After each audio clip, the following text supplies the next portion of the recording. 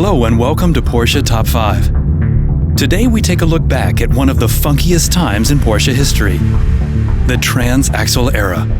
It's more than 50 years ago that Porsche and Volkswagen teamed up for the first study of the 914.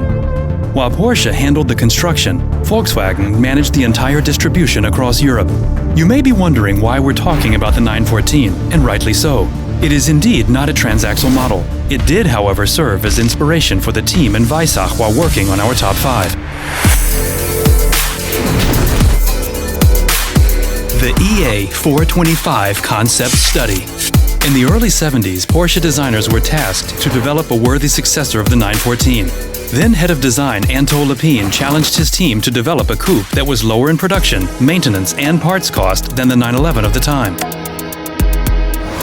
But when the world oil crisis shook the automotive industry in 1973, Volkswagen lost interest in the project, and Porsche decided to push forward alone. The resulting EA425 concept is mainly credited to Harm Lagaay. Still an up-and-coming designer at the time, he had no idea his sketches would eventually end up inspiring the best-selling sports car in the world, the Porsche 924, our Top 4. The first transaxle model was a car without precedent. Engine in the front, transmission in the rear. And on top of that, the first Porsche with a water-cooled engine. The typical transaxle design featured a glass rear lid and was a completely different concept for Porsche, which was also reflected in its advertising slogan, the Family Sports Station Wagon. In order to increase efficiency, the first generation 924 used existing Volkswagen and Audi engines and body parts. Porsche replaced the external parts very quickly, but couldn't prevent the 924's nickname from sticking till today, the Audi Porsche. Nevertheless, it marked the start of the transaxle era, which went on to reshape the automotive industry for years to come. Next in line was the Porsche 928. First introduced in 1977 when the 924 was still on sale, it stuck around for nearly 2 decades. The 8-cylinder powerhouse was presented as a sporty approach to transaxle and embodies a unique combination of thoroughbred high-performance sports car, comfort-oriented luxury sedan, and versatile utility vehicle. An early predecessor of some of today's models, if you like. Already back then, the 928's doors, front wings, and bonnet were made of aluminum, leading to a curb weight of just 1,620 kilograms and underlining its claim as the most advanced sports car of its time. In 1978, it was even named European Car of the Year, an honor no other Porsche has been awarded since. While the 928 dominated the roads of the world, our Top 2 was being released, the Porsche 944.